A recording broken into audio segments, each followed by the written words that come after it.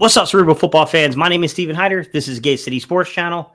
So as the thumbnail and title probably gave away, guys, I wanted to come on here today for just a little bit. I got some stuff going on this afternoon, but I wanted to take the time to have a little discussion about what I'm seeing reported about Hassan Reddick, the gray area, which is what we don't know, and then kind of like what my assumptions might be of what this is.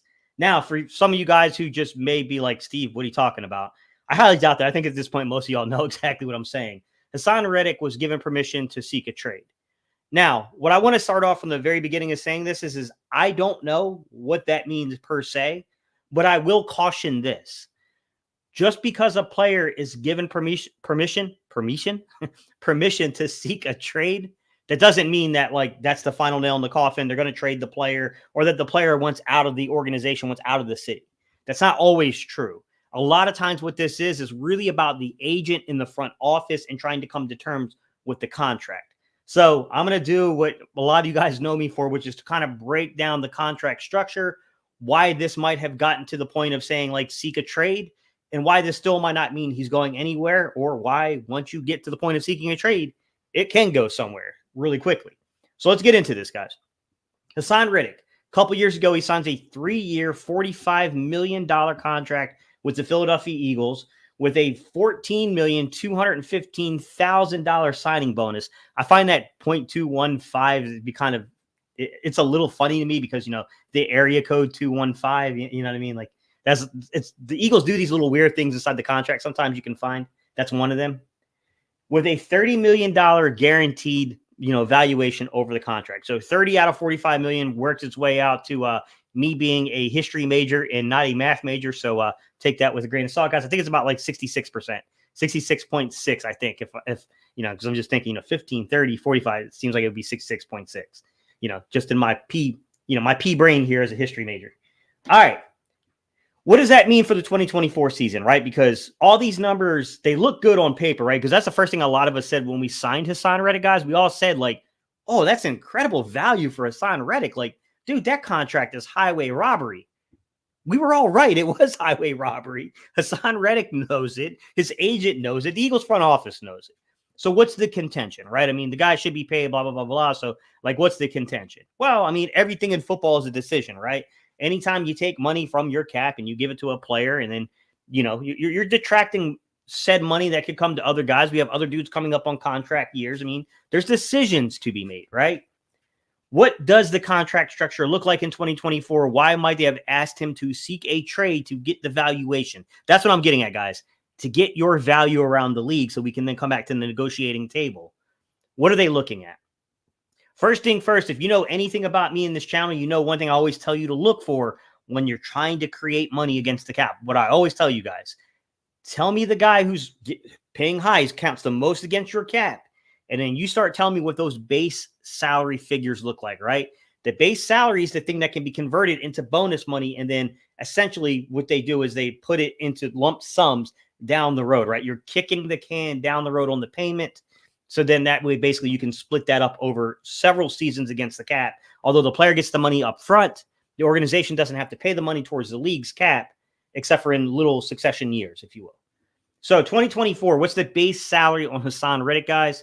According to Over the Cap, and I also checked out Spotrac, they have it at $14,250,000 of base salary. Plus, he has a $1 million roster bonus, and he has a $250,000 workout bonus. Okay. Now, his total cap is $21,377,000. That's what he's counting the Eagles against the cap. However, the money he's situated to play for. And there's a big argument that can be made here, guys. So I'm not overlooking that point to say that, like, well, just because he's not getting that in the 2024 year, like you said, Steve, he already received the signing bonus. Like, all that is all that money is just the money from the signing bonus and stuff that's being paid out over increments. He's already received the money. True. But he's on contract to basically make, when you take the signing bonus, when you take the workout bonus, you take the base salary, it's about like $15,500,000. Okay. That's what he would earn on the 2024 season, give or take some things contractually that are in there. I can't speak to every single note that's in a contract, guys. I don't know if there's something for making the Pro Bowl. I don't know if there's something for a sack total. I don't know if there's something for, if the Eagles make the Super Bowl. I don't know those stipulations to the contract. Okay. So disregarding those things because I just don't have the physical contract in front of me to look through that. It's 15-5 against the 21 the Eagles have to pay. So that's the contention, guys. In my opinion, that's where the contention is that I would guess that Hassan probably wants to be paid in total money somewhere probably close to the cap figure, but he's only earning the 15-5. I don't really think that this is that far apart where they can't come together. And I don't think, just so you know, guys, if the Eagles move money around, the Eagles, if they extend Hassan Reddick, if they come back and the trade doesn't go forward, I'm going to tell you right now the playbook for Howie Roseman. He's not paying $21 million against the cap. You know it, I know it. He's going to find a way of getting him some kind of option bonus to money, right? Extending that contract if that's the road they go down. It's not the only road they have to go down, guys, but that is a possibility, right? And they're going to take that $21 million cap figure way down. We all know that. It's going to be like, yeah, we'll get you some money, but it's going to be like a lump sum payment that we get to pay back over time to the league. We all know that's Howie's playbook, guys. So that was the thing I kind of saw underreported from all the news cycles. And there were a few guys, like I'll say that John McMullen, I thought actually did a fair job of like pointing out there's some contractual things here, guys, and to know the contract stuff and that this isn't necessarily, this hasn't reached the point of being irreconcilable, if you will. Like there's still a chance to reconcile this. Now, let me get to the other side of this and we'll kind of get into the comment section, guys. The other side of this is the third defensive coordinator for Hassan Reddick in Philadelphia. That's been covered pretty widely by the news outlets.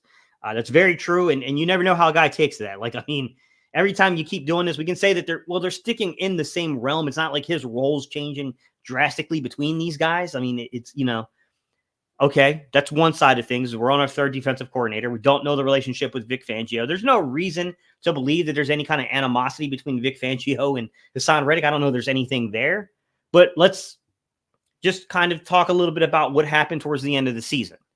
We know that reports came out that Sean Desai had a little bit of a run-in with some of the players on the Eagles roster, and it wasn't because they didn't like the guy. It wasn't because they didn't think the guy had talent, didn't have skill. They thought the guy was hard-headed and would not take some of the advice given to him from maybe some of the veteran players on the team, okay?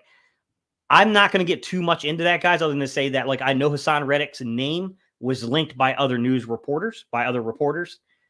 I don't know the circumstances of this stuff, guys. I don't know the extent of the stuff, but I am saying that if that is true, there could be some animosity or hard feelings. Maybe the front office didn't like the nature of how that went between Sean Desai and Hassan Reddick.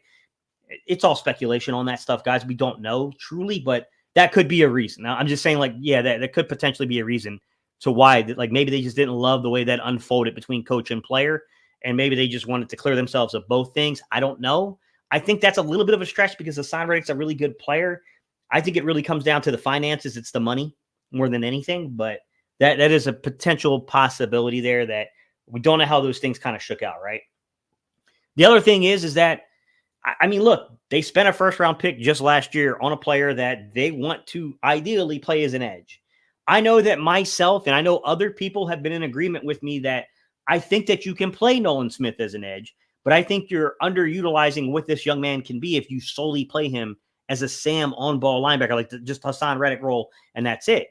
I think part of the thing that makes the Eagles, kind of difficult to defend with really brilliant scheming is the athleticism we possess on the defensive line. Man, Hassan Reddick is a crazy athlete. Nolan Smith is a crazy athlete. People forget the type of athlete Josh Sweat is. He might be the best athlete out of all of them. Like Josh Sweat, that crazy long length that he can play with. He's the most prototypical in size to an actual edge rusher, has the ability to put his hands in the dirt, has the ability to stand up. Like, there's some athleticism we have off the edge here with these young guys. We really do have a lot of athletically gifted guys. And that's why I was disappointed that they couldn't develop Kyron Johnson fast enough.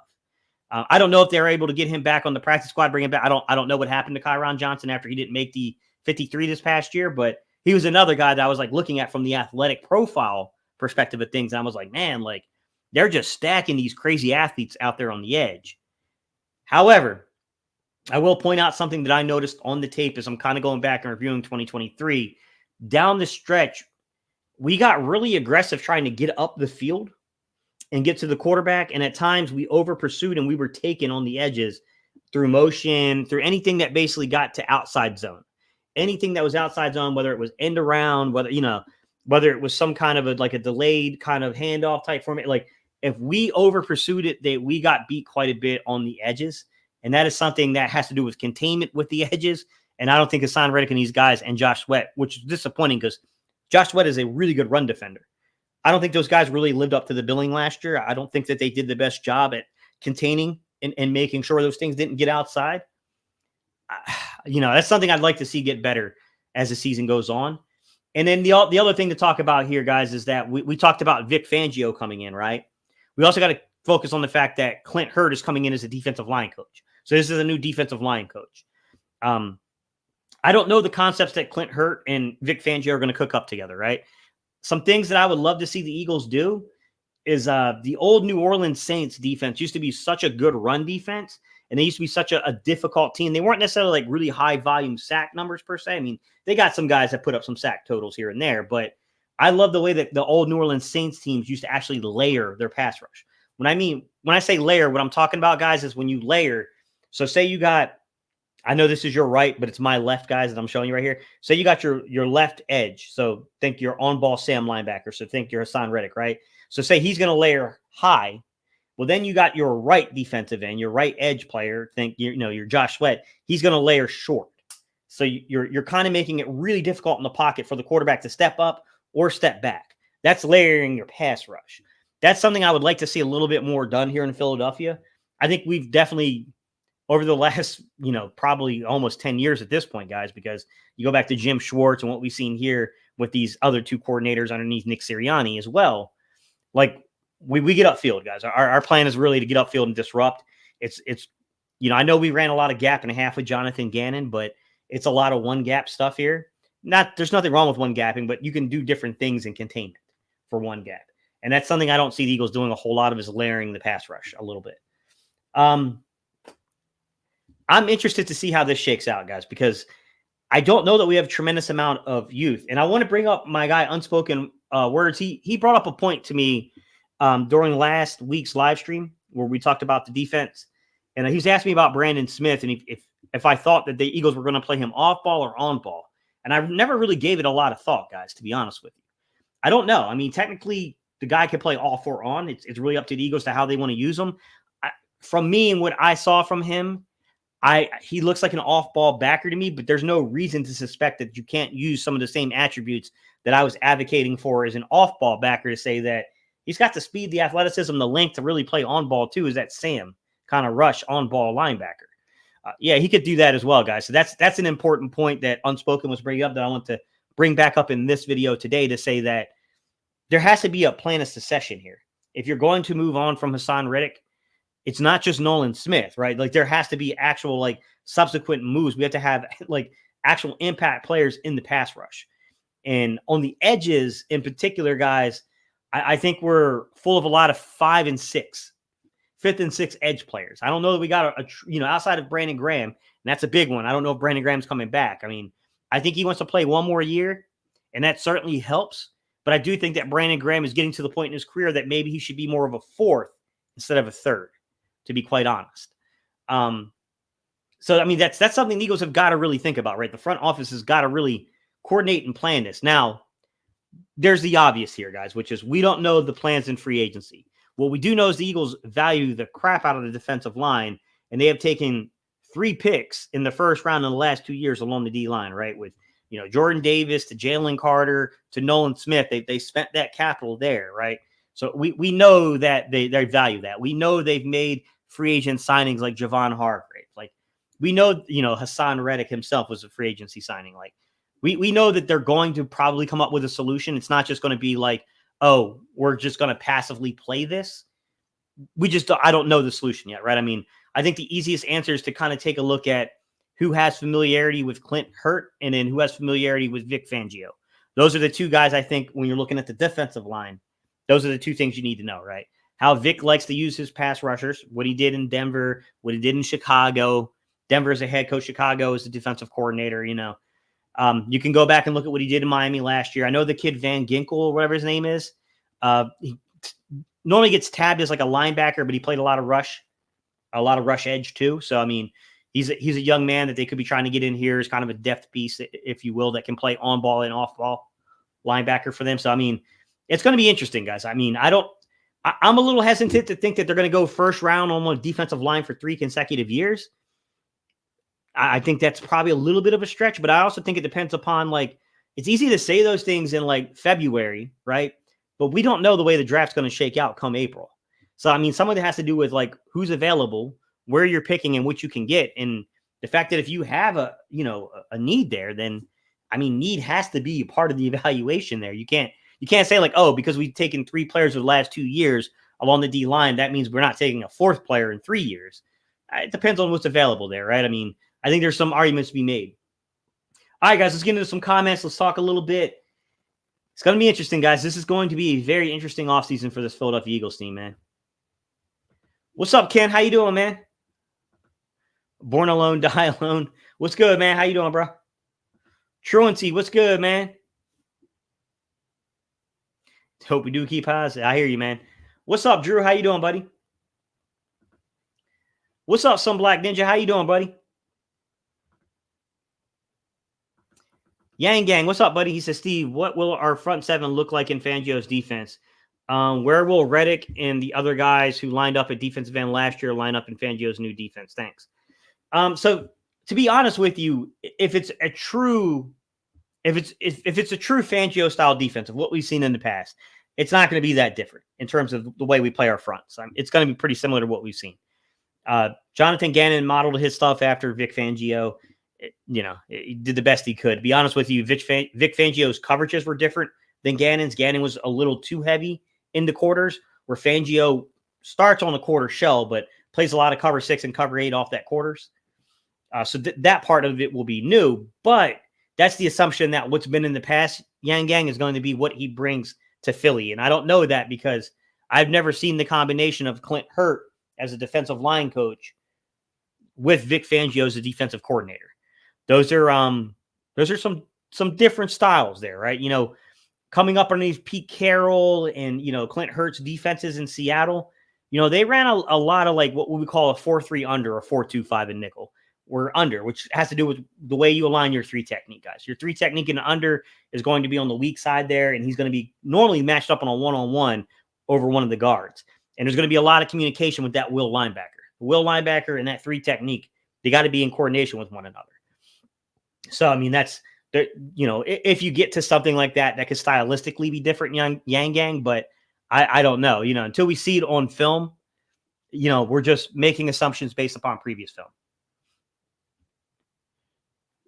Drew says, I don't trust reporters. Yeah, I don't. I trust about half of what they say, sir. I always think there's other half where there's context left out. Drew said, I think Nolan Smith is far from Reddick as an edge rusher. I agree, too. I think that he's still a couple of years worth of development there.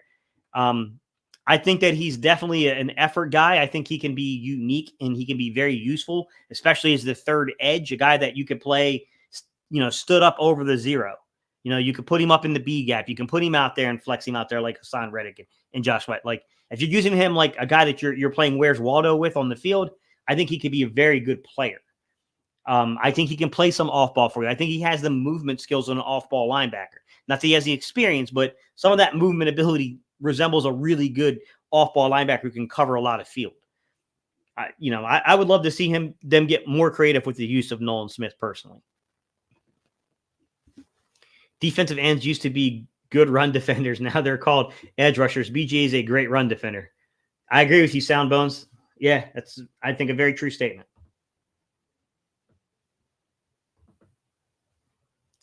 I think this is like the Slay switch situation, how he letting Reddick test the market and how he will match if the price is right. I don't think Haas wants to leave at all. Yeah, Glizzy, I get the very similar feeling to the situation, to be honest.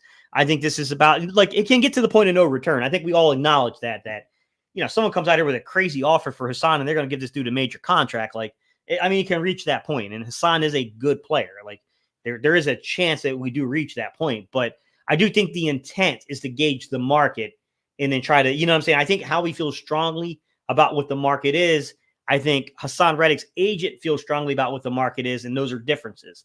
And I think this is the testing of the waters. That's what it feels like to me. Drew said, does our team even have D ends? Yeah, depth is an issue, Drew.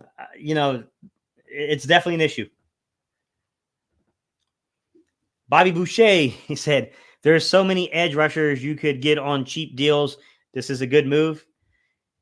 Assuming you can replace the production, though, Bobby. I mean, I think we got to stop pretending like Hassan Reddick's not like an incredible pass rusher. Hassan Reddick's a game changer. Mr. Sandman said, what's up, Gate? You're bringing real football talk on my birthday today. That's a treat. Hey, what's up, Mr. Sandman? Happy birthday, man. Bobby Boucher said, go get Darrell Taylor or AJ Espinoza or get a vet on a 1-year deal. The problem is that we have plenty, like you already have guys here on those veteran deals. We've done that over the last few years. We've tried that model. And I mean, look, you're getting up there in age. I mean, I love Brandon Graham. He's one of my favorite Eagles, Bobby. But I mean, he ain't getting any younger, man. I mean, this is probably his last year of football. I don't know how effective that dude's going to be as your 3. I think you got to find youth. Number one, I don't know that you're getting a veteran. Like, I'm sorry, Darrell Taylor, AJ Espinoza, and a veteran combined together aren't half of Hassan Reddick. That's the starting point we got to talk about here, man. With that said, you still have to be like, there still needs to be depth. I get the argument from a depth perspective, Bobby. We have to have depth. But if you're letting go of a guy like Hassan Reddick, you better find another impact pass rusher. You need another guy who can have impact. I mean, even as much as I love Josh Sweat, and I think Josh Sweat is a very good all-around edge player. I mean, I think he can defend the run well. I think he is an effective pass rusher. I think he's got a lot of speed. He plays position with a lot of length. The dude only has one season of double-digit sacks. Like, Hassan's a difference maker, man. I think we got to be careful with some of these things.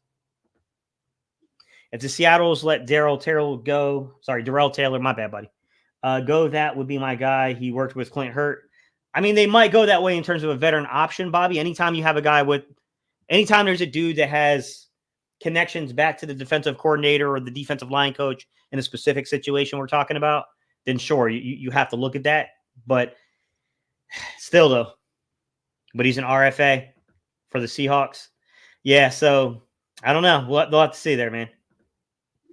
So Black Ninja said, random question, Gage. Do you think we could run a Wildcat offense? Your thoughts? Laugh out loud.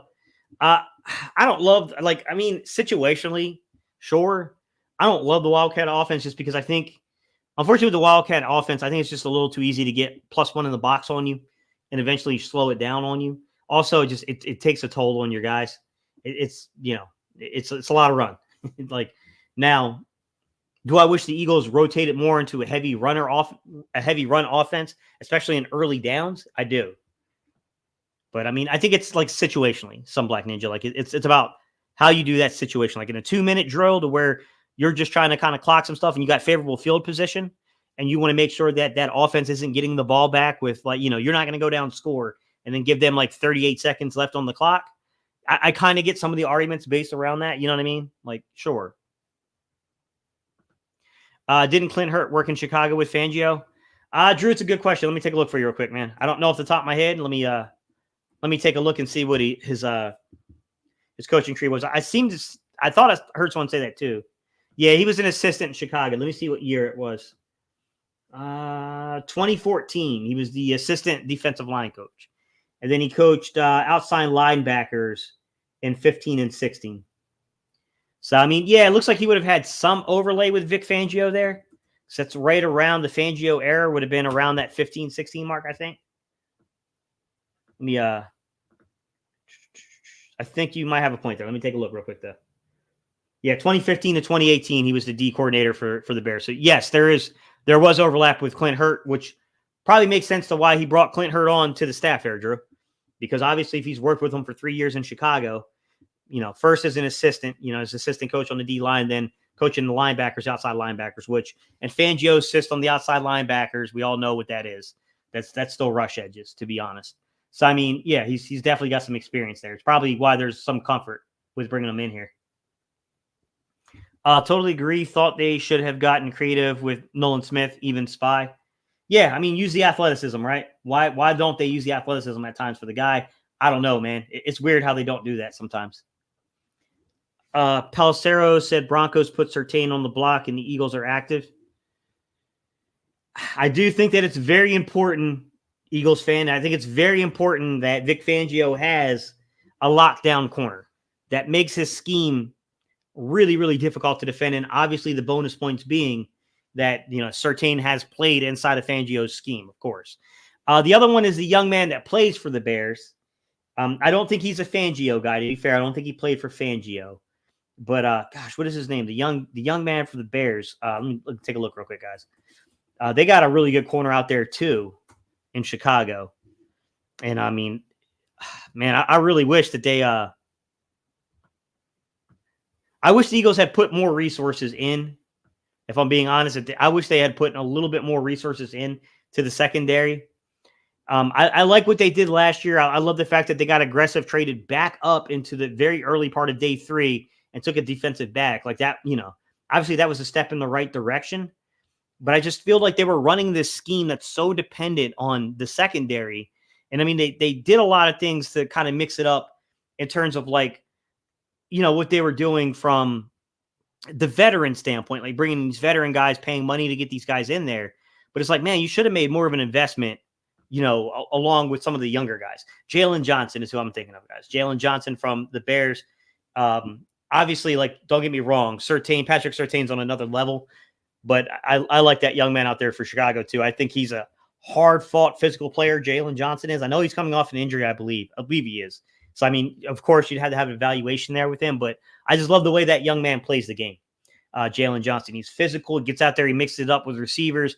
He's a guy that I think you could play on the field side. You could let him kind of roam the field side, but that's a dude that I think you could just lock up straight up on the boundary and let him get physical with guys, man. I really, really liked what I saw from a guy in a difficult situation there too. I mean, let's be real. Jalen Johnson was in a difficult situation in Chicago. That team has not been good in a little while. So, I mean, like, he's a guy that, he might be looking to try to get out of that situation as well. But yeah, Surtain's a dog, man. I mean, that's a really good football player. How many new starters do you see on defense next season? Yang Gang, I hope it's not as many as people suspect, but I do think you need 2 or 3 guys. Like, I mean, look at the linebacker situation there. I mean, I unless they're going to retain the services of a guy like a Zach Cunningham and stay in the draft and actually take a guy up pretty high in the draft again, a round 3 guy, someone like day 2 guy, second, third round guy. I think you still need to sign a veteran. You probably need another starter there. I mean, Zach Cunningham can maybe fill that role with you, but they need to do something, man. Bobby said Jadeveon Clowney was great last year, and he made $2.5 million. So was Sedarius Smith. Yeah, those guys are good, and they're better all around edge rushers, Bobby, in terms of playing the edge, in terms of their impact on the run game and stuff like that. Both of those guys combined aren't Hassan Reddick, though, in terms of that pass rush ability on third down. Every time Nolan Smith hits and comes up holding his shoulder, it's very unfortunate, but I'm not sure about him. We'll see. Delco Green said, good morning, Gates. The Commanders can be a serious suitor for Hassan. They need a pass rusher and have a lot of cap room. I mean, that would be a big mistake to trade Hassan Reddick in division. That ain't what you do. You don't put a dude like that on on a division rival. That would be a really bad move from Howie. I don't care what they're offering. That'd be a no for me. I'm not putting a dude I don't think he's quite Micah Parsons, but like he's there in that kind of level of pass rusher. I'm not putting that dude on an opponent, man. No way.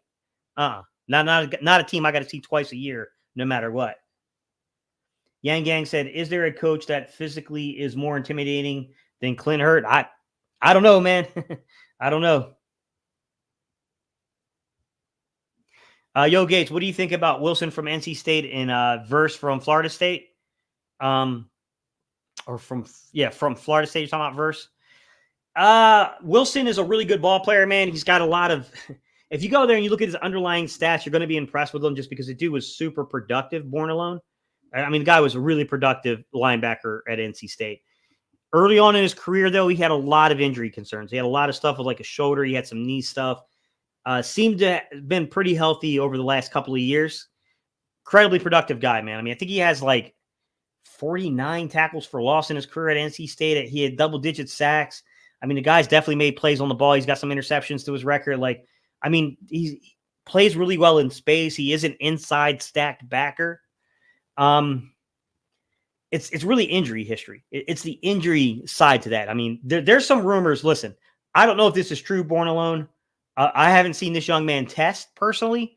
I've seen the young man. I've watched him play. I know this young man. The rumor is that Peyton Wilson's going to put up a sub 4.45 40 at the combine. I never got the feeling that he was that tight. He's athletic as crap. I didn't know that young man was that athletic, but that's what I'm hearing. That's the the chat. Now, here's the thing. You could say a lot of things. You still got to go out there and put that on the field. And that's where I'm hesitant about it. I think if that dude puts up a sub 4.5, that's pretty dang good at a linebacker spot. Like, I don't know why they're setting that bar a sub 4.45. Like, that's for a linebacker, dude. That, like, my guy's going day 2 if he does that. I mean, right now he's a solid day 3 pick. He starts putting up those type of numbers at the combine, that dude's going to move up into day 2. So, I mean, it's where you fall in his injury history, really. Yo, Gate, I know it's early, but who's your top free agent target this offseason? I think they need to get an impact guy inside the secondary. And I know that's a little controversial because Darius Slay and these guys are still under contract, but they need an impact player in the secondary, in my opinion. Let me take a look and see who might fit that billing, because I don't know off top. Like, let me see. Free agency 2024 NFL. I think they have got to come away with it. Now, it depends on how this stuff shakes. If they trade Hassan Reddick, guys, then I think your priority has got to be at the edge position. You've got to go get an edge player that can be impactful. But that's still, I mean, it's going to take some time to get that type of production, man. I mean, I get a little worried about what they're going to do in terms of the depth along that defensive line. Let me take a look and see what they got in the secondary, guys, and I'll give you an answer here. Secondary. Let me update it. Here's the other thing, guys. We got to keep in mind teams still have time to sign players, but Budda Baker is available right now. It looks like he is going to be a free agent. What's the status? CO. Club option. So there's a club option on Budda Baker. I got to see the club option on Budda Baker and the way that plays out. That's a name I would be definitely interested in if I was the Eagles. Kendall Fuller does not meet the criteria being a playmaker. Michael Davis. He's a good, solid player. I mean, if you're looking for silent players, there you go. CJG is going to be available. GJ is going to be available again, but CJ Gardner-Johnson. I don't know. He may have burnt that bridge here, right? That's the only problem that we would probably face here. Jaron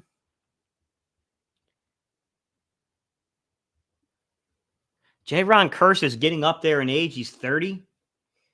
If he was a year or two younger, I really like Kearse. I think Kearse is actually a decent player. I know you guys don't like signing Cowboy players, but Kearse, man, I think he's coming off an injury though too. We have to see the nature of the injury. Sorry, guys, I'm looking through to see who's actually out there and who's available. I don't see a lot of true impact players. I see decent good players out here in the secondary, but the pure number of guys I would say are impact players. Like I might take a try at Kyle Duggar if he gets free. I mean, I just think that the Eagles need some kind of an impact safety move here. I think we need 3 solid safeties, and I don't think we have that yet. I think we got 2 guys that are developing and look like they could be something, but we need a 3rd guy. No, we tried the Terrell Edmonds path. That didn't go. Antoine Winfield Jr., if he got free from Tampa Bay, I would be all in on that. I don't think I think Tampa Bay is going to sign him. If Antoine Winfield Jr. hits the free agency market, I'm all over that one. This is not an impact player, but this is a player that's already been linked to the Eagles. Deshaun Elliott from Miami, formerly played with the Baltimore Ravens. I'd have interest there, guys. Geno Stone with the Baltimore Ravens. If he gets free, I have interest there. I would be on that one. Jalen Johnson looks like he's once again, guys, I don't think Jalen Johnson's going to shake free from Chicago. I think they'll find a way of getting him under contract, but Jalen Johnson is a difference maker. He would be on my list of guys I would be looking into. Oh, man, Christian Fulton has so much potential. That dude just can't stay healthy. Just given the Eagles situation, I would stay clear of that. Jeremy Chin from Carolina, another guy. He should not become free. He should not be available. They should get him under contract. If Jeremy Chin hits actually into free agency, that's a guy that definitely could be utilized in Philadelphia. That's a guy that could help out a lot. I'm trying to look and see who else is on here, guys, that could potentially have an actual really good impact on the Eagles. See, that's the thing is I see a lot of guys for like depth moves.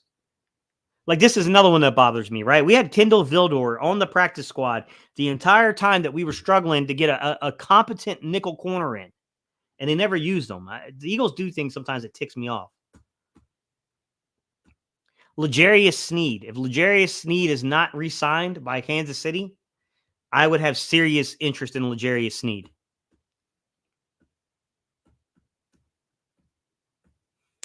I'm looking through here, guys, just trying to see. I mean, there's like I like Bryce Hall a little bit. I think he's a good quality depth guy. I think he's an average player. He's a guy that can help your team, but he's not a difference maker.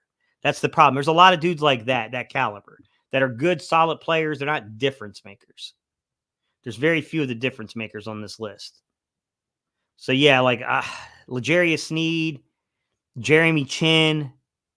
There's a few guys on this list I would definitely be interested in, man.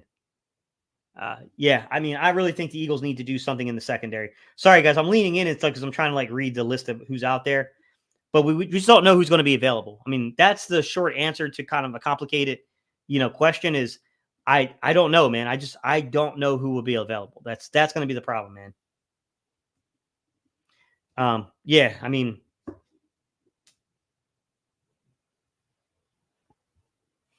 Eagles have never had elite tier pass rushers, even in 2017.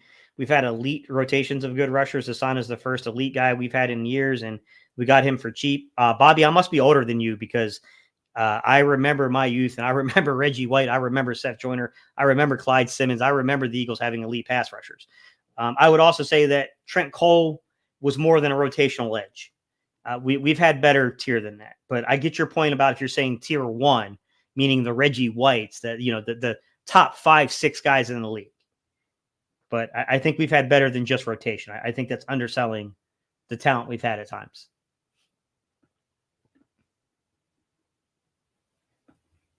Safety is most important in the Fangio scheme. I'm going to disagree a little bit there, Easy. It's very important. It's not the most important. Yeah, Jalen Johnson, Eagles fan. Yeah, that's I would have interest there. I like that guy a lot. I think that he's a hard nose. I think he's tough. I think he gets out there. I think he mixes up. I think he fights with the defensive, with the receivers as a defensive back. Like, I went that type of mentality, right? L'Jarius Sneed is another guy that I think has those characteristics, right? Not perfect hips, not perfect footwork. A lot of effort from these guys. I think they go out there, they fight hard, they play hard. And, like, you can't have a star at every position. But if I got a guy like, if we retain Darius Slay, and I got Darius Slay on one side, if you give me a Jalen Johnson or if you give me a L'Jarius Sneed on the other, I'm cooking in the secondary, man. Now I just need to get me a really competent nickel, a guy who can process traffic. And I think you're starting to cook a little bit out there, right? I still think, as some of like EZ's point overall about the safety position, I still think we need to add to it. I don't think that's complete. I still think it's missing a piece there. I like Sidney Brown.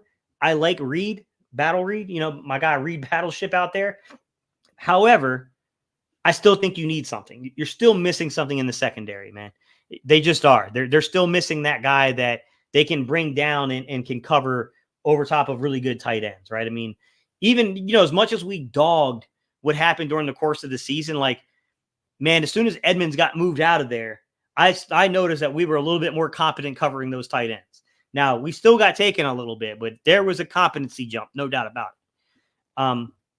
I will say that a few years ago when Eric Reed was on the market, I was really interested in getting Eric Reed in here just because of the athletic profile of that young man. I just felt like he's the kind of guy that if you're in the right system with an Eric Reed, I think that dude is a ball player. I think he can be really good. I like those type of safeties. I like those guys that come down, play physical in the box, but have the athletic profile to stick and match over top of those tight ends. Because when you're running stack sets, a lot of times, you saw it in the Super Bowl, guys, what they were trying to do out of those stack sets, right?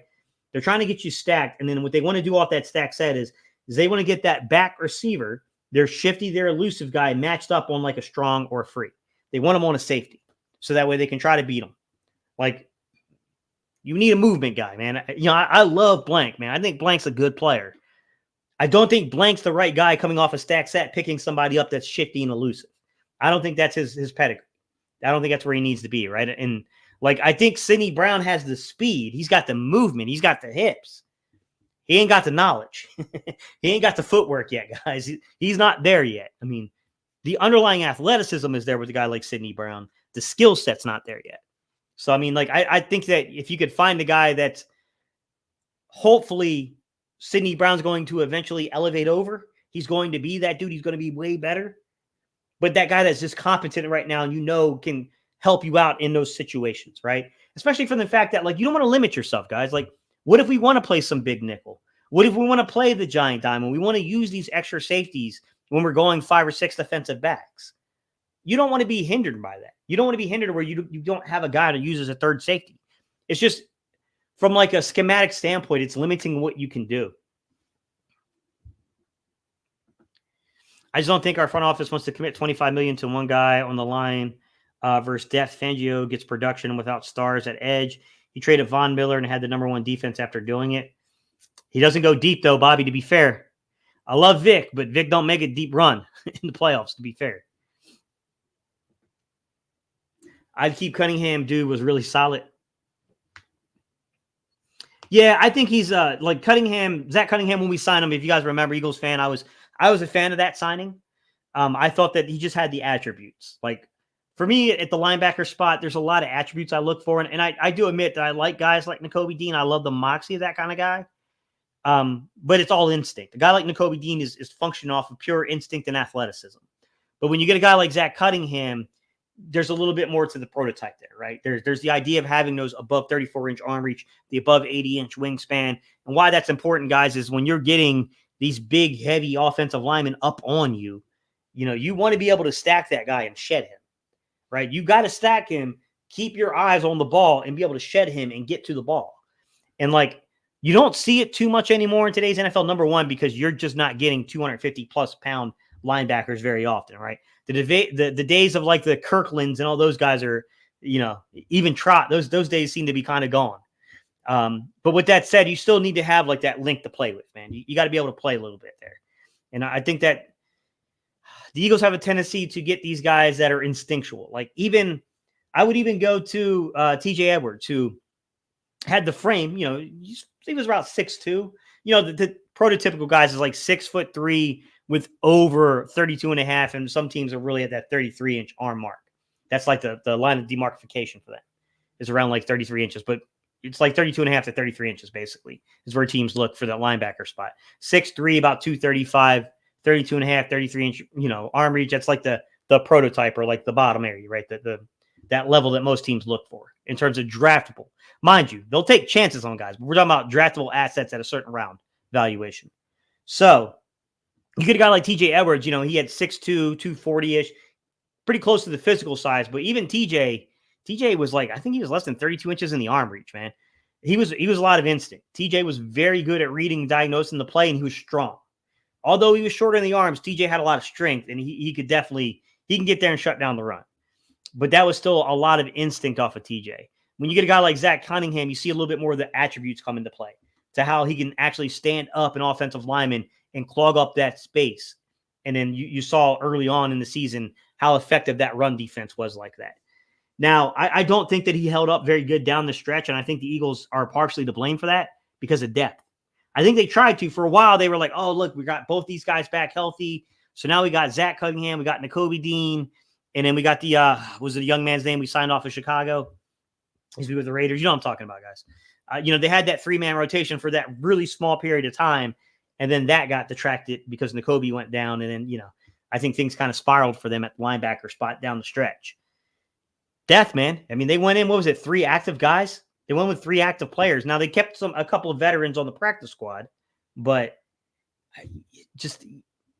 depth, man. I didn't love the depth. I didn't love what they tried to do there at the depth positions. It just didn't make any sense to me. Davis or McDuffie seems like a mistake so far, and Nolan also seems very far from being impactful. We'll see, Easy. I think it's a little too early to judge that. I don't think Davis over McDuffie was a mistake. I disagreed where the Eagles took Davis just because zero technique when you're playing the nose tackle position. I think it's going to be hard to. I think it's going to be hard to get the fans off your back on that one, just because like the production's not going to be what people are going to expect the top 16 pick to have there. But I think that they said like, oh, he's a rarity in the fact of the athletic traits from him. He can actually develop into this with better conditioning. It's not going to be immediate. His impact's going to be more in the run game, but with time, this guy can actually develop into having some upside as a pass rusher. I think that's the way they were looking at it. I don't know. I mean, I like McDuffie. I think McDuffie was a good player, but you also got to be mindful of the scheme you're running at the time and things like that. I mean, scheme does matter. The fact that we didn't have that natural, true zero technique, because I can tell you we would not have made the Super Bowl without investing at the zero technique. They invested twice there during our Super Bowl run, guys. I mean, Linval Joseph was an investment through the halfway point of the season. And then, obviously drafting Jordan Davis was. Without having that in the fold at that zero technique, we would have gotten run all over. And that defensive line wasn't going to hold up like that.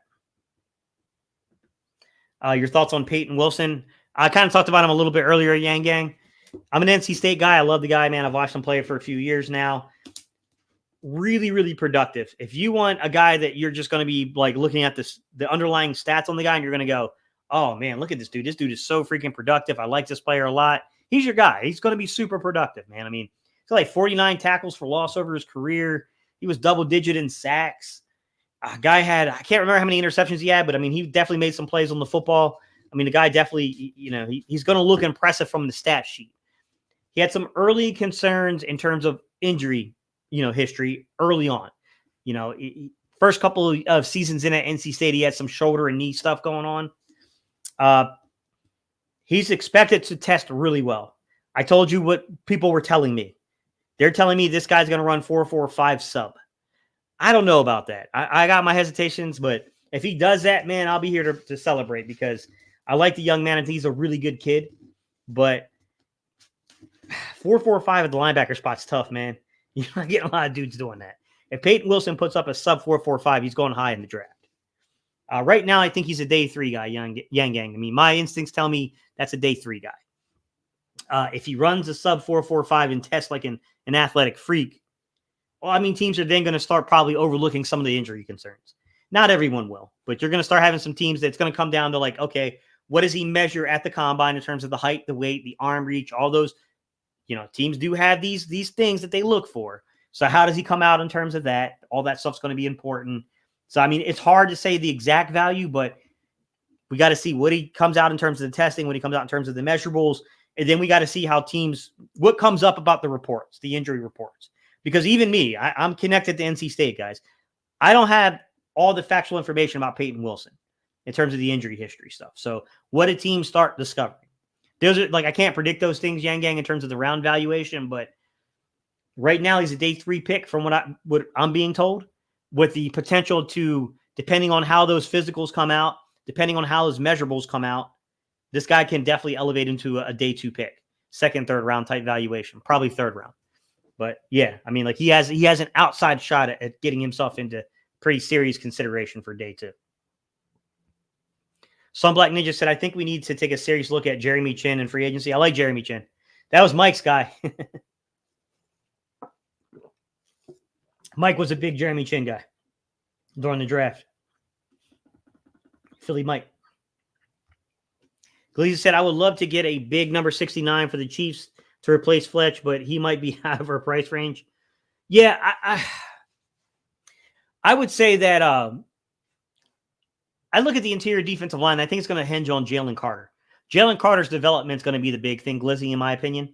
I think that young man, I'm expecting big things from next year. I'm expecting to see that jump you see from defensive tackles. Like, everyone asked me, if you guys remember last year, it's like, what do you expect from him from a sack total? I said 4.5 to 6. I said 4 to 6 sacks, basically. I expect him to get 4 to 6 sacks just because it's difficult as a rookie to get above that. It is done, but seldomly done. It happens, but it's a little rarer than people think.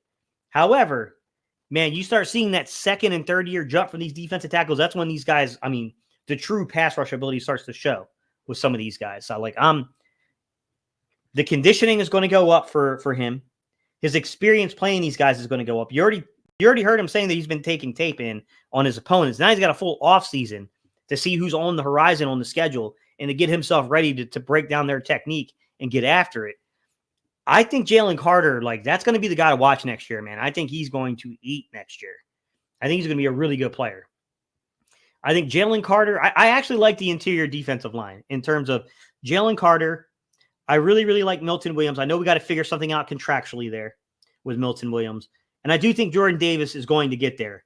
Like, as down as people are on Jordan Davis, I mean, look at the steps, guys. Having no production as a pass rusher his rookie season to actually getting involved in the pass rush is, in the second year. His condition improved in his second year. Now, look, we all know he's not done yet. He's got to be a better pass rusher still. He still needs to develop there further, and he's got to get better. He needs to get conditioned better. The conditioning needs to improve. That's what I'm trying to get to. The conditioning needs to be better there with him. So, I mean, there's still some movement to go there with Jordan Davis, but it is trending in the right way. It's not like it's going the wrong way with him. Like, he's going in the right direction. So, like, I love those three guys. I like Jalen Carter. I like Jordan Davis. I like Milton Williams. And I'll tell you, the guy that I don't have any read on, I don't know how good he's going to be.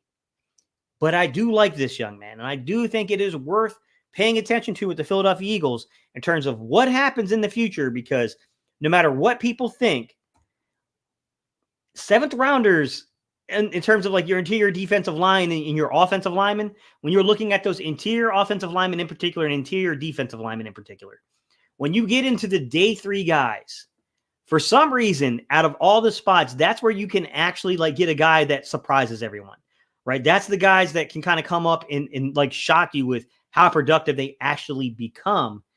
And I'm telling you, I think we got a guy here in Philadelphia that if we can just keep getting this guy rotation, if he can still keep playing that role of being the fourth, fifth guy in terms of the rotation, right? So where he's not the guy that's depended on. He's not being thrusted into like an emergency situation to where he's got to start early on. Watch out for Moro Ojama. That dude's a better run defender than people think. Moro Ojama he's a better run defender than what people think, man. Chin can't cover. It's all like there's tiers to it, easy, to be fair. It's not like he's Terrell Edmonds, man. I'm not as sold on Trotter Jr. as everyone else. Oh, Eagles fan, when I was talking about Trotter, I'm not talking about Jr. I was talking about Jeremiah Trotter, Sr.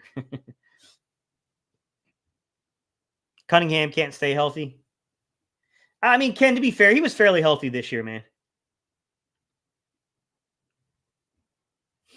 Trotter's probably okay, but he's small. I don't know if he fits the system we run. Yeah, guys, I'm not talking about Trotter Jr., guys. I'm talking about Jeremiah Trotter from the early 2000s Jim Johnson period, guys. Get Willie Gay Jr. Winfield Jr. Yeah, Eagles fan. He's an impact player. He's a very I cannot see him getting out of Tampa Bay. The mistake that would be for him to get freed up from Tampa Bay, that would be a terrible mistake from Tampa Bay, and I would be all over it. That's a guy that I would pay. I would overpay. I would overpay for that player just because I know the type of impact he could have in the secondary. I know what this guy could do if he has adequate play from the corners. If you get a pass rush with him and adequate play from the corners and allow that guy to roam, oh, he's going to be impactful. He's going to be really impactful.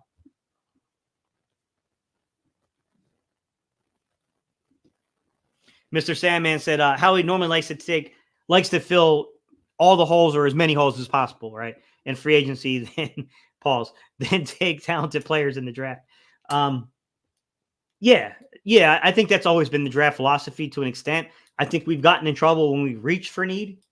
It's, to an extent to where you get to the point to where you have got to plug a player in there and you just got to take whoever is next in terms of the ranking of the board, no matter whether or not the draft valuation makes sense. Jalen Reagor's a really good, they had to add speed to that wide receiver group. They needed a game changer, someone that could be a home run hitter in that 2020 draft. I said a lot of pleasant things about Jalen Reagor. I really liked the young man's college film, but I also said that he was wildly inconsistent in college. I thought it was mostly due to the fact that he had a turnstile at the quarterback spot, but turned out to be that, no, he was part of the problem with that, right? That he was not I don't want to say he wasn't a hard worker because that's not the reports I had coming out, but he he wasn't a nuanced route runner. He just was not a very nuanced route runner. It was a little bit more of a one-trick pony kind of thing with him. But that's what got us in trouble with Jalen Reagor, was reaching for need. So, like, yeah, there's definitely like a science to it, if you will. Winfield is a major get. Yeah, I would take Winfield in the second, guys. He's the type of player that if is there, I mean, if somehow that guy ends up becoming a free agent because Tampa Bay doesn't get this guy under contract. I mean, that to me, like, yeah, that's a no-brainer. I would be all over that. That's a kind of guy that will change the fortunes of your secondary. Opinion on Darnell Savage. He played in the Fangio system last year under Joe Barry, extremely rangy at 4.3 speed, and has had solid ball production in the NFL. I'd have to really put him under the microscope on film. I like where your origin is. I like the origin of where you're starting with this, which is familiarity with the system, a guy who's rangy and has the underlying athleticism, and a guy who has shown ball production in the league. I like where you're starting with that. Now, in terms of like, I'd have to really evaluate the film because it can be a little flukish when you're playing out there like that. You know, you can get a little fluky with plays out there, but like the telltale markers of that being a good under the radar type signing are there. Buddha 30-ish. Nah, Buddha's like 28, I want to say, something like that. He's 28, guys. 28, at least according to Spotrac. I'm not exactly like, you know, looking at his page, but Spotrac has him as 28. 28.1 is what they have listed for him. Good morning, Coach. Your thoughts on Ced Gray, linebacker for UNC? He plays ball at the Senior Bowl. Nah, pass on any UNC player. I'm joking, James. I'm not as familiar with him, man. I know that UNC did not have UNC's a little hit or miss on defense, to be quite honest. I got to take a look at him, James. Let me actually take a look at him. Let me write him down. So I'll put him underneath for a preview video. So we want to take a look at Cedric Gray from UNC. All right, I'll take a look and tell you what I think, guys. I'll try to make a video. I like the idea of Wilson, but his injuries are scary. Yeah, early on he had some stuff. Yeah, he had some stuff going on. Buddha will be 28. Yeah, he's not that old yet. You got a couple of years there. Buddha, Antoine Winfield Jr. Yeah, I like Antoine Winfield Jr. He's a good player. Notice CJ. CJ, he's a clown. I'm not commenting on whether or not he's a clown or not. I was stating in terms of like what's available in free agency that could be could have an impact players. And that's why I made the comments of, I don't know if he burnt the bridges here with the front office. There's a chance that he definitely burnt those bridges. So I would probably tend to agree with you, Ken. That's one of those situations to where I'm not going to say it would not happen because I don't know. I don't know the front office like that, but it seems like there would be some hurdles to overcome.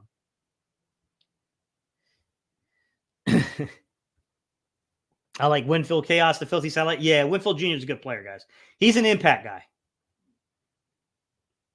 Coach, would you acquire Brian Burns? If we were to trade Hassan Reddick, like if it got to the point to where contractually we can't find common ground, the agent, Howie in the front office, they can't find common ground, and we have got to move Hassan, that is a name I would be all over. Because number one, I don't think Brian Burns has been matched up with a guy like Vic Fangio and Clint Hurt before. And I would be really interested to see what would happen with him in Philadelphia. Because he's a very, very good player. But I do think, to get to Ken's point, what's the contract? Like, how much more are we going to have to pay Brian Burns than like Hassan? Like, you know what I mean? Like that's the downside to it. But I will say, when we get to the per year things, though, Ken, I will say that contract structure matters and how they do that. And we like to backload contracts. So, I mean, it'd be interesting to see how they would structure a contract like that. I would love to see how Howie would try to structure something like that. Xavier McKinney Orchin.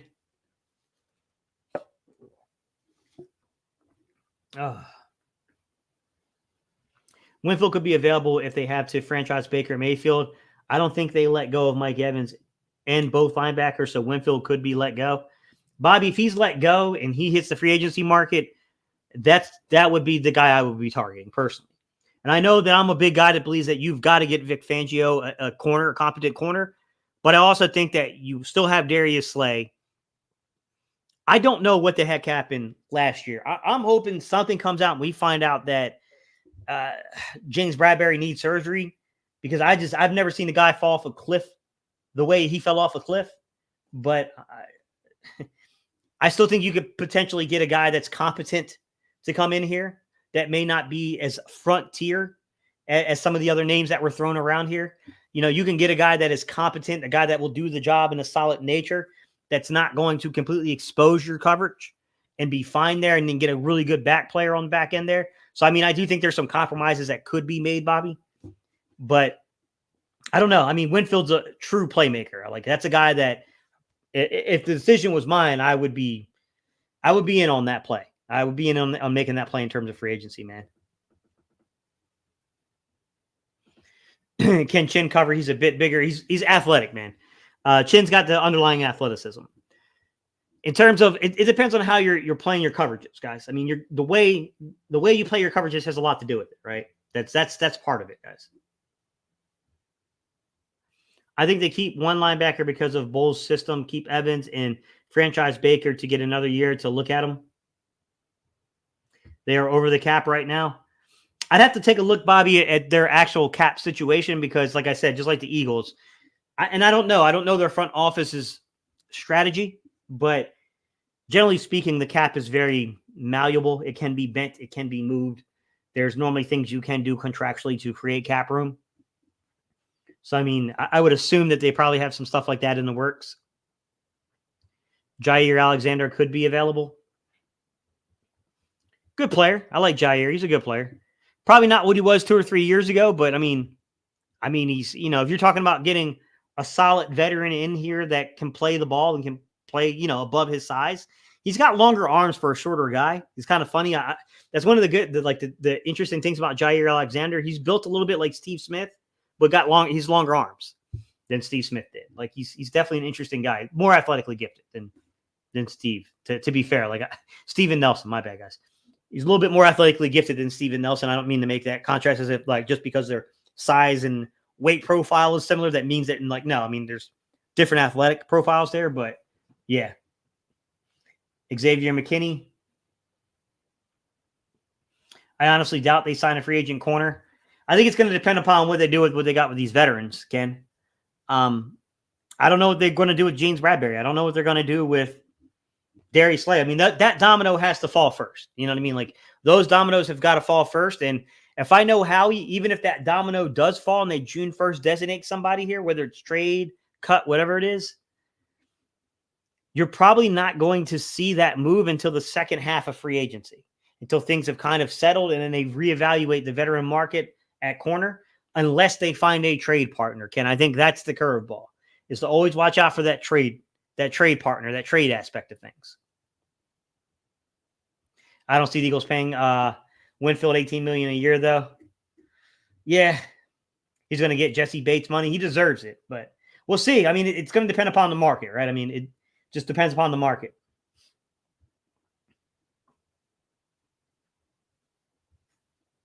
Mr. Salmon says Danielle Hunter is an undrafted free agent, or I'm sorry, unrestricted free agent. My bad, Mr. Salmon, according to Spotrac, but he's the same age as Reddick. Danielle Hunter is very similar in stature to Josh Sweat. Good pass rusher. It would be different. There would be a different style of edge play there, Mr. Sandman, with those two guys, but you are immediately upgrading your run defense.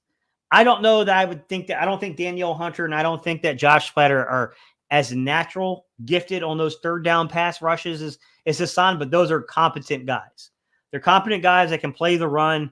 They give you adequate pass rush. We would probably have to depend a little bit more on the blitz with those guys than we've done in the past. Like, Hassan, when he has a mismatch, Hassan is going to destroy those mismatches. Like, it's bad what he does to these dudes in these mismatches. But I don't know how long you've been watching me, Mr. Salmon. I know you've been around for a little bit, but I've been a big Danielle Hunter fan. So, like, Danielle Hunter fan. So, like, he's a guy like Danielle Hunter I'd take a shot at. Like, he's a good player, man.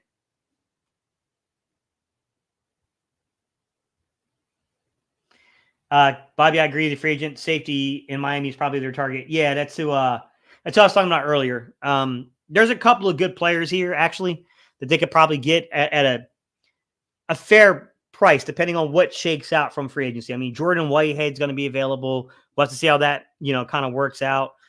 He's a decent player. Jaron Kearse is an older guy at safety, but physical, strong player. Dude that can play. He's 30, though.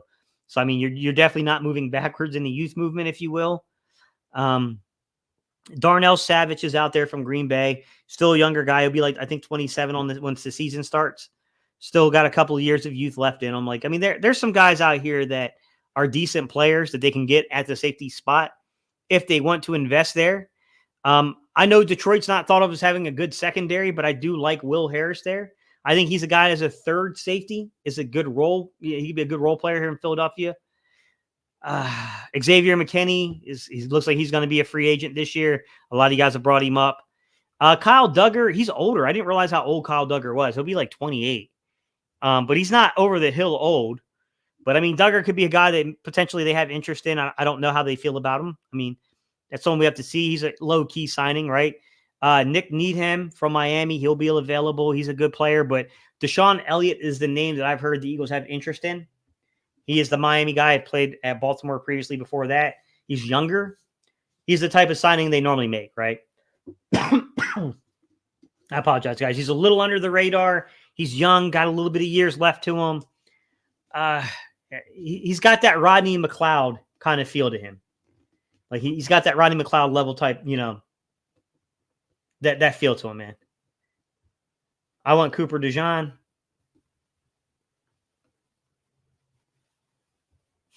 Ken said if we somehow get Jalen Johnson and then trade Slay and cut Bradbury, trading Slay is harder than what it looks, man. Like when you look at his contract, that's going to be a little difficult.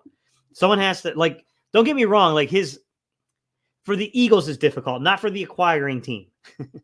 I think for the acquiring team, the holdup might be the Eagles might ask them to actually take on some of that cap hit because they got a lot of dead money with Slay, unfortunately. Now, obviously, if they June 1st designate the trade, they can divide that up, the hit, but it's a pretty big number.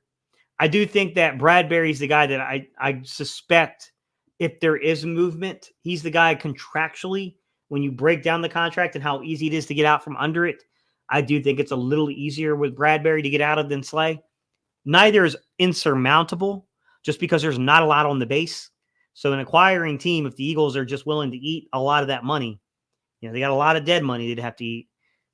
If they're willing to do that, then yeah. But I mean, it was I think it was when they traded Jalen Ramsey. When Jalen Ramsey got traded, I think they cut a deal. It was the first time I saw them do this in the league to where I think the Rams had agreed to take on part of the actual dead cap of some of his dead cap. And that's the first time I've ever seen them do that before. I didn't even know that they could do that. I had never heard of that before that.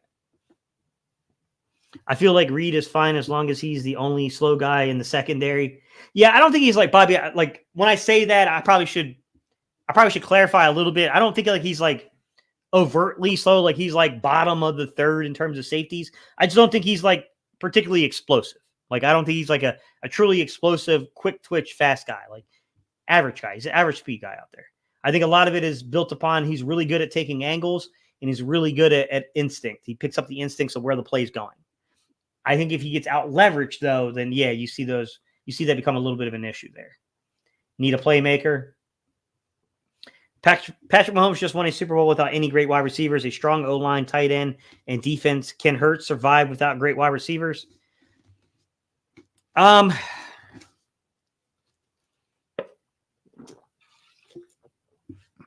Yes and no.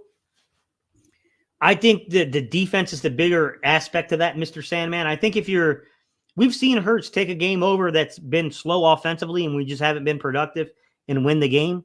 The Colts and a few games like that come to mind where he did that. So do I think he could? Yes. Do I think you're likely to see a team as weak as the Chiefs were this year do that again? No, I don't. I think the Chiefs have to make drastic improvements to that roster if they want to three-peat because I think they're a little bit of low-hanging fruit right now. I do think they're beatable, to be honest. With that said, I had a good feeling they were going to beat the 49ers just because like that team is they're scrappy. The Chiefs are a very scrappy defense. They come up and they get kind of physical in the secondary with you. And I thought that might be a little bit of challenging for the 49ers. So, I mean, like, I don't know if that's a blueprint we should try to follow, Mr. Sandman, to be honest.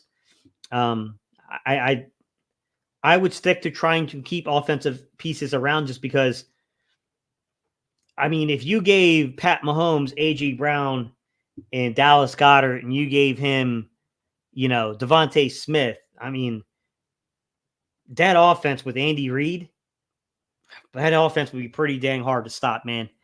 You would be seeing some crazy numbers put up there, right? And that's not taking a shot at Jalen Hurts. I think Jalen Hurts is a great quarterback. I think he's a really good guy. I think he can get the job done. With that said, I do see some things like you see Andy will scheme guys open. He's not pulling that Nick Sirianni about like we're just trying. So Nick's thing is, and it's the same as Peterson, who was, Kellen Moore's offensive coordinator in college, or head coach in college, actually. But Peterson was the same way, just like Nick Sirianni is, to where he likes to look across the field and find where he's got a mismatch. Okay, I got a linebacker lined up on this running back. This running back's got good hands. He's elusive. He's fast. This guy's got the matchup. That's where the ball needs to. That's a Nick style. He likes to spread you, find the mismatch, exploit it. Now, it might be Mr. Sandman. It might be our age. I'm 40 now, so I grew up in a different era of football, but I'm a little bit more. I lean more towards Andy's model of creating free releases, creating offense through stack sets and free releases and motion and things like that, drawing and playing with the eyes of the defense. And then if you make a mistake, if your quarterback truly has enough experience in the NFL, that he's seen enough of the coverages to where he sees you just made a mistake. You did not diagnose what that motion was supposed to be correctly. You are not lined up to cover this stack set correctly. You know what I mean? Like, I would like to see more of that stuff integrated into the Philadelphia Eagles offense, personally, Mr. Sandman. Like, that's just my own personal preferences from the time frame and the era of football I played in. I didn't use as much stack sets and free releases as I did in motion, but I mean, it was still even built in my day and age. So, I mean, like, I don't know why they don't do it, but Nick really likes that. Spread you out, find the mismatch, get the ball into the hands. And that is where I do think you'll see a little difference with Kellen Moore. I think some of the things that we said about Kellen Moore, you could have said about Brian Johnson. But I do still think with Brian Johnson, if you really reviewed the tape and you watch what Brian Johnson did over his career, you could still make the argument that Brian Johnson was not, in terms of like the identity process of his offense, wasn't drastically different from Nick. There was still, like, if you go back and you watch that Florida offense, which I know that was not 100% Brian Johnson, that was Dan Mullen as well, but there was still a matchup basis to the offense. There were still spread concepts with matchup basis. I mean, he still had that in his playbook there. So, I mean, I'm hoping we see a little bit more. I mean, Nick seems to be indicating that they are going to add wrinkles to the playbook that were not previously there. That they're going to try to evolve this thing a little bit. Howie is so much of a cheap that it hurts our team bad. Y'all stingy with the likes. Appreciate you, Kurt. To be fair, Mr. Sandman, Andy Reid has a lot to do with that. He had the Eagles in 5 NFC championship games with McNabb, who was not Mahomes and not great receivers either. Yeah, that's true. The design of the offense. But yeah, I do agree that if you gave Mahomes, Brown, and Smith, and Goddard, that's not a team I'm trying to play. Especially with Andy Reid. I'm not trying to play that team. That team would be almost impossible to stop. The wide receivers actually caught the ball in the playoffs, and they sat Tony. Yeah, that opening, that season opener, man, against Detroit, that was a rough game to watch, man. Tony dropped everything in that game. Morrow, thank you, Andre. I appreciate you, bro. It was Morrow, Nicholas Morrow. Saying Vic doesn't go deep is unfair, at least as a defensive coordinator. He went to the NFC Championship game when the expansion team in its second year Super Bowl with the Niners. I'm referring to his head coaching gig with the Denver Broncos, man.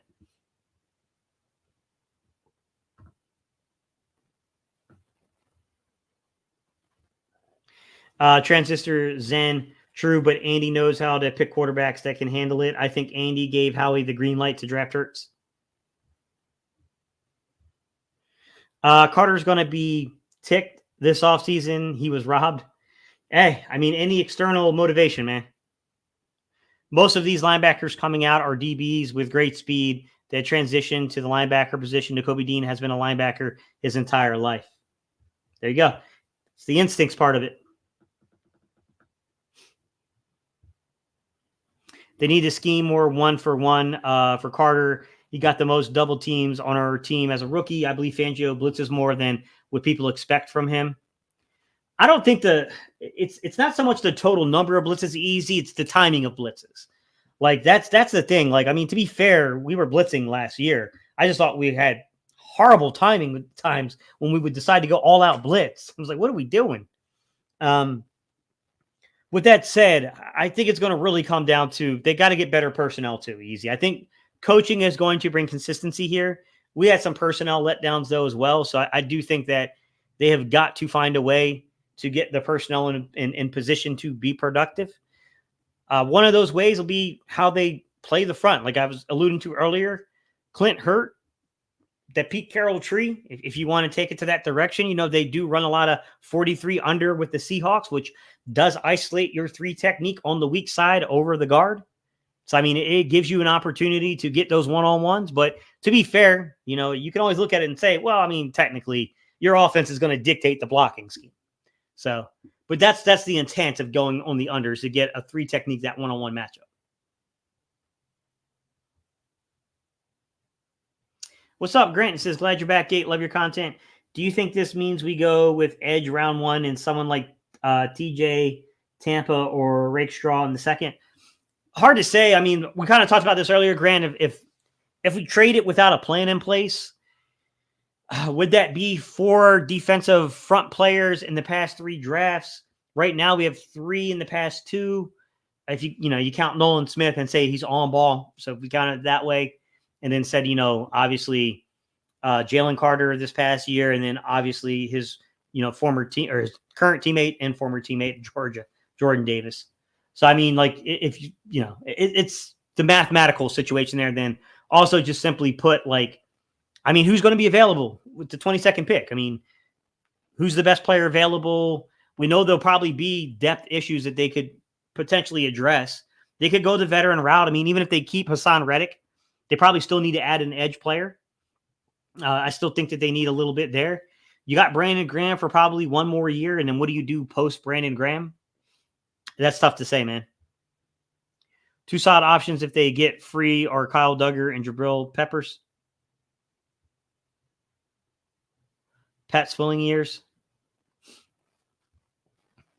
JJ had speed and was a game breaker way more than Rager.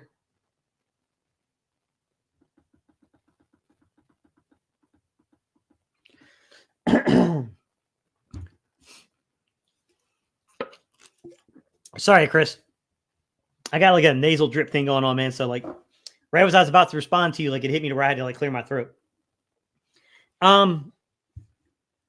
Yeah, the argument they had, so internally the arguments they had with JJ, Justin Jefferson, was whether or not he could ever play outside on a certain percentage basis in the NFL, which they were wrong. The dude is plenty talented enough to play outside. He had previous experience at LSU early on in his career playing outside as a receiver. He just didn't have the production he had on the outside in college that he had in the slot. And that was a really big argument there. With Rager was a true 4.3 speed guy. Now, he had a horrible combine because that was the first instinct that something was wrong with the Rager camp. Not Rager in particular. I'm not making judgments on this young man's character because I think that's wrong to do. His camp, the advice he was getting. They told that young man to bulk up, and he came out there and ran a head-scratching 40th combine. Or I don't remember if it was the combine or if it was his pro day, because that was the pandemic year. And then he went back and he had the virtual like pro day or whatever it was, or whatever that was. Remember, he had the private workout, whatever it was, and he ran like the 4.26 and it became like an official 4.28 or whatever it was, guys, that he ran out there.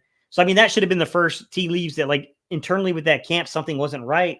But the issue was that Monty Rager had experience with the Philadelphia Eagles and knew the guys inside the front office. He had a personal relationship with Aaron Moorhead, the Philadelphia Eagles wide receiver coach. Like, there's just all these other variables going on there. And I think that I kind of left that out, Chris, when I was talking about it earlier. But then you also have to add into the fact that the things I talked about, which was we were really, void of speed in 2019. It was very apparent that we lacked team speed, and they were dead set on getting it. If you remember that 2020 draft, Chris, I mean, it wasn't just Rager. It was Quez, and it was JJ. Yeah, that's the name, Steve. It was Hightower. My bad, guys. But yeah, they were dead set on getting that speed. And that's a very forgettable draft in terms of the wide receivers. Ken said, opinion on Kenneth Murray. I just have a feel he could be one of two linebackers added in free agency. Stats look good, but I don't know. Never watched them.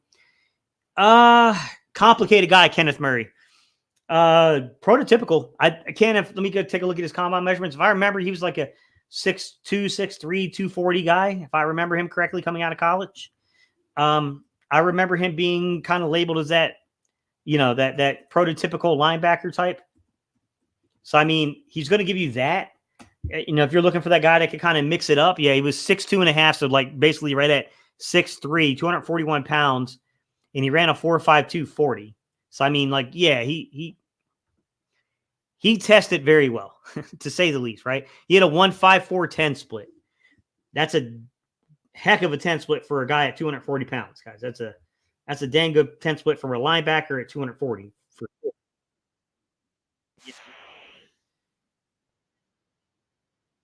Look for 38-inch vertical, 1.54-10 split, 10.9, so 129-inch broad jump. Dang good broad jump for a linebacker, that height, that weight. 21 reps on the bench. I don't know. The bench guys, I don't want to get too much into that one because I feel like people get a little crazy there. 32 3/4 inch arm reach with 32.75, right around 33 inches in the arm reach. Prototypical. It's a prototypical, off-ball stats linebacker. If you were going to go in a different direction from like a Zach Cunningham, makes sense to me, Ken. I mean, I think that's a player that makes some sense. How productive he'll be in Philadelphia, how good he'll be. I mean, I don't know. I mean, we're in kind of uncharted territory. Let's remember that part of what happened in the Chargers is that they had Kenneth Murray and he had another linebacker there. I don't remember his name off the top of my head that they wanted to play. But if you remember going back to Kaiser White and how he got to Philadelphia last in 2022, it was because they couldn't get him out of the lineup because he was out playing these dudes. And then when I did my free agency special in 22, and I kind of projected the Kaiser White signing, I said, look, man, this guy fits what Jonathan Gannon is trying to do in Philadelphia. He would actually be a really good fit for Philly. That was a home run one, right? I mean, people, like, oh, he kind of tailed off toward the end of the season. But I mean, all things considered, that was a really good signing. That was a very affordable, productive player that Jonathan Gannon did a lot with. I don't think people realize how, like, the way Gannon was aligning that young man, how much his alignments were all over the place, man. I mean, he was on ball, off ball, over top of stacked sets at times. Like, they liked him a lot. And he followed Gannon to Arizona. Just kind of gives you insight with that. So I look at a guy like Kenneth Murray, and it would be ironic if he ended up 2 years later in Philly. Ken, that would be really ironic, man. You know what I mean? Like, it would be ironic that one of the guys that they wanted to get playing time with and kind of gave up on Kaiser White to get them playing time would then follow Kaiser White a couple of years later into a Philadelphia Eagles jersey. I mean, that would be a little interesting, to say the least. But new regime, no new coaches. I don't know if they made any front office changes, guys. I don't really follow the Chargers like that, but I would presume that there's a possibility that they made changes in the front office as well. I don't know. So I mean, it's possible, Ken. I don't think it's crazy to suggest that. I know it's not that big of a deal, but what do you think we do at the running back position? I would love to have Swift back, but not sure if it will happen. Probably comes down to the money, Glizzy, and that's something like I don't have a feel for his market yet. I'm going to take a look at it. You know what, Glizzy, thank you for reminding me. I do need to start getting back into some videos and start analyzing free agency because it's on the horizon at this point. And I clearly need to get my tail in gear with breaking down some of these contracts and giving people an idea of where the market might be. Some of these players, and from there, what the Eagles do is what the Eagles do. But yeah, I mean, that's I think that ideally, I'd like to get a young prospect in here if they don't go with Swift, a guy that we can maybe have under contract for 4 years. I don't think they're going to take a first round running back personally, but you can get a guy in a second, third, fourth round, somewhere in that area between the second, fourth round valuation that can give you 4 years of production. Miles Sanders. I know we all had our ups and downs with Miles Sanders, but a guy like that has 4 years of contract that you can utilize and hopefully get that kind of production out of, right? A guy that can be that. Miles Sanders, if he could have just stayed on the field for the Eagles, would have probably eclipsed 1,000 yards a couple of times. It really with Miles Sanders, man, behind this offensive line, he kept having these soft tissue injuries that would take him out for durations of games. For Davis, he needs to be Vita Vea level to be worth the pick. Rotational run defenders can be found in early day 3. I think that used to be easy. To be fair, that assessment's changing. You're seeing a lot of these guys now go day 2. You're seeing a lot of these dudes go late first round, second round into the early third round. I said like easy. I'm not going to push back too hard on this because you can easily go pull video of me where I said that I really love Jordan Davis. I think that is a special type of player, but I have a hard time justifying a top 16 pick on a nose tackle. It's clearly going to be based upon the projection of what he can do as an edge rusher. It's what you can build upon with him as an edge rusher, not edge rusher, pass rusher. My bad, guys. As a pass rusher, as an interior pass rusher, what can he develop into? Because if he can develop into something that starts giving you 4, 5 sacks a season, you got something. Like now you're starting to cook a little bit with some gas. You got a guy that not only can completely shut down early down runs, but on third and longs, he can actually be a disruptor. That's a problem. Like it's going to be based upon that. I really also like Chop Robinson if we trade Reddick. What's up, Ray? He said, "Hey, Gate, good to see your content. Keep up the good work, bro. Appreciate you, man." I really think Bradbury was benefit of a ridiculous pass rush. I mean, he still has to make the play on the ball, Ken, to be fair. I mean, we got to give him his props for what he did in 2022. He played the ball very well. He didn't play the ball well in 2023, and some of that was the lack of pass rush. It definitely played into it, just as the pass rush benefited him in 22. I mean, they go hand in hand. You know what I mean? You can say that with any defensive back. Can we afford McQueen? Patrick Queen? Um, I mean, I don't know. I don't know if it's I don't know what the contract structure would look like yet, General. I got to take a look and see. I got to see what the top end of that market looks like. I don't know it off the top of my head, but it would have to see what that top end of the market looks like. Gates, you and Brunson need to do a stream. I'll hit LB up. We talk all the time, man. I'll hit him up and see what he's doing. Peace King, excellent podcast. Hey, man, appreciate you, two-hand coach. Bradbury has 12 million dead money next year and 5 million this year. If we cut him, such a horrible deal. Yeah, but at least they had an out. Easy. I knew that Howie, like when they first announced it, I knew there was going to be an out to the contract just because I know how Howie is. It's going to be expensive, but any cornerback that's got coming off all year, you're going to pay up a little bit there, and it's not as big as what Slay's contract. But I knew that they would definitely build an out into the contract because I just know how Howie is. Reed is a good backup third safety. Doug knew how to beat the blitz. That's how we won a Super Bowl. Can't say the same for Nick. I think that was a big problem on the 23 season in particular. I don't think that they had an answer for the blitz at all last year. So only the quarterback coach is Moore's. It's still Nick's coaching staff, but with Moore's playbook. Very weird choice. Just give full autonomy to Moore. Sorry, Easy. I have a video from last week. It's the first video live stream from last week where I talked a little bit in depth about that coaching tree and kind of what my thoughts were on it. We need to put Jalen under center more so we are less predictable. I think the issue there is not every quarterback likes to be under center, Ray. I definitely think you can make a case that there's some there's a mix to it. You don't have to put him predominantly under center to uptick the amount that he's under center. But I do think that there are some quarterbacks, in particular, as it pertains to play action, they do not like to turn their back to the defense and then have to come around and pick up where the coverage is and everything with the leverage of the player.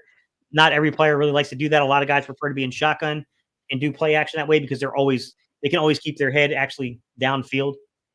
It's a lot of times it's a comfort thing with the quarterbacks. So I don't know. I that's one of those things, Ray, that I wish I had access to actually talk to, the quarterback coaches, to talk to Jalen himself and get a feel for why they're doing certain things, because then I could provide a little bit more insight into like what the predominant thought process is to why they schematically do certain things, the nuts and the bolts of the scheme, if you will. And to be fair, Nick's always kind of he's always played with a lot of these guys that like to be under center. Like Phillip Rivers would go under center somewhat, but like he was a shotgun guy too, to be fair. Phil was, and with the Chargers. I'd have to look. I'm curious at how they played Jacoby Brissett there, right? I need to go back and study that year they had. So they had Luck the first year, Andrew Luck. And then after Andrew Luck, what did they do with Brissett? I mean, that'd be curious to see how they use Brissett there. You think there will be a quality cornerback in the second round? Possibly can. I got to look and see. It's hard to say at this point, man. Until we see the draft visits, until we start to see how teams are shaping their boards, it's really hard to say who will or won't be there. At this time of the year, we always tend to think there's guys that will never make it to the second round, and then they do. So I mean, like it's tough right now. You know what I mean? Like to say confidently what I think will be there, but yeah, I mean, I definitely think that you can still find quality corners.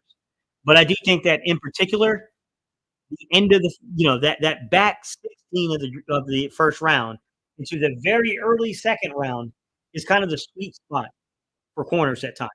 Where you can get a decent quality pick in there. My concern is that we don't normally end up in the top half of the second round. That's not normally where we're picking at. So I don't know how committed the Eagles would be to climbing that area or trading back in that area.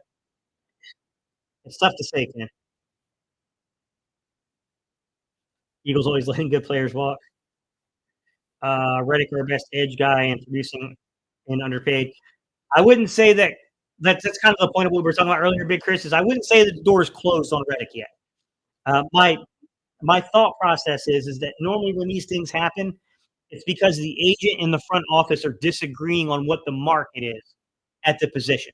So what may be happening right now is that they're giving him permission to seek a trade to judge his market, because that trade would come with a contract extension. So then that would probably give the Eagles the opportunity to renegotiate that, or to just say, we'll make the trade. We're not going to match those figures, and we'll make the trade. Obviously, you open Pandora's box once you start this process, right? Because you don't know what's going to come back to you. The team might be willing to pay Reddick above market, or you're not willing to pay above the market for him. So, I mean, that's something that you can never predict once it gets started. But I think the predominant thought process is to try to come to agreement, to meet in the middle on where the market is. But we saw this go sideways with C.J. Gardner-Johnson. The Eagles told him what the market was very accurate.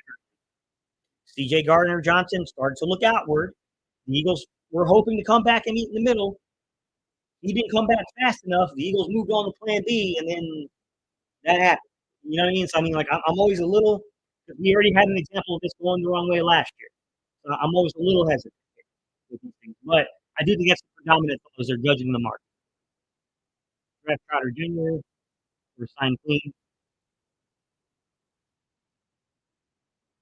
Trade Sweat and comp picks for Surtain. Sign Barkley. I don't know if we can afford Barkley. I think just not that we can't afford him, but I don't know that the Eagles would have paid that kind of money to the running back spot. I think it's going to depend upon what Barkley's market would be, and I got a feeling he might get paid pretty well. Depends on how people view those injuries. He has had a complex injury.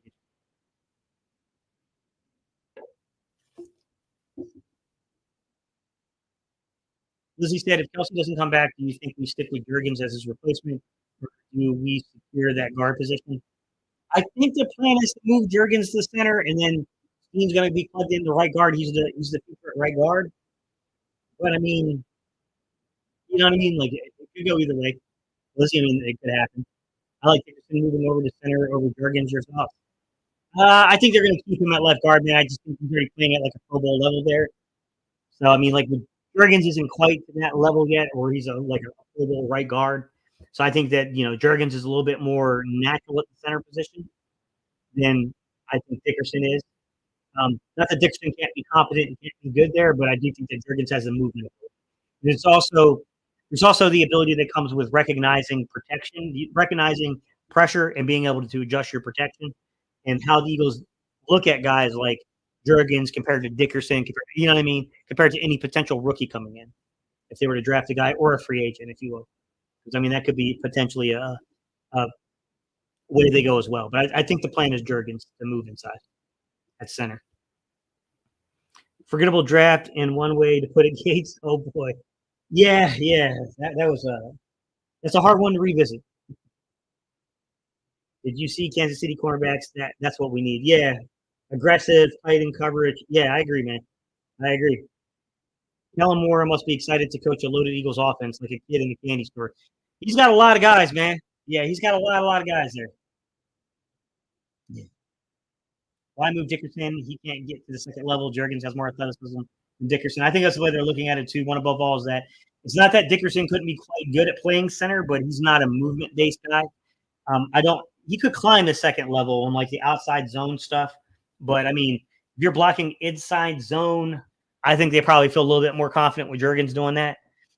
And I also think that Dickerson plays into that. I think that your size protected. Dickerson at the left guard spot, Steen at the right guard spot, size protects Jurgens at the center spot and allows Jurgens to play with that athleticism, right? To climb to the second level. So I mean, that's what I think their plan is, but I don't know. I don't know, man. Only time will tell. I think Jurgens was pretty good last year, Big Chris. To be honest, man, I think people are being a little overcritical on how well Jurgens actually played. My concern is that Jurgens got beat up a little bit on the interior offensive line. Now that was playing guard and not center, but I think his body took a beating in terms of playing, on the season. But I mean, you can look at our run numbers and see what happened when Jurgens wasn't in the lineup compared to when he was in the lineup, and you can see that dude was a difference maker in the run game for us. I mean, there's some talent there. I actually think Jurgens is going to be a really good player. Dickerson is solid. That's because Jurgens isn't a guard. Mr. said, wow, I'm ready for the 2024 season to start already. I am too, Mr. Sandman, because I honestly think that we're a few moves away. I don't think this team is good enough to compete right now, but we are a few moves away from being right back into the mix of everything. They're a couple moves away from solidifying the defense, being able to make sure you can beat pressure. I just think, I think they need an answer at the third wide receiver spot. I do, but I think they're literally a few moves away from this team being super competitive. Dickerson is 30, 40 pounds heavier than Jurgens. Of course, he will stand his ground better. Put Kelsey at guard and he would get beat like a drum. Yeah, of course. I think we should go get the Ravens right guard. He's solid. Funny.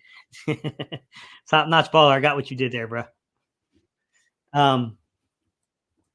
Yeah, I mean, I just think it gets tough when you're dealing with these contracts, guys. When you're dealing with situations to where you're trying to get your guys, when you're trying to keep your offensive line together, the continuity of it, that's kind of tough there because everybody wants to improve their offensive line. Every team will spend on the offensive line.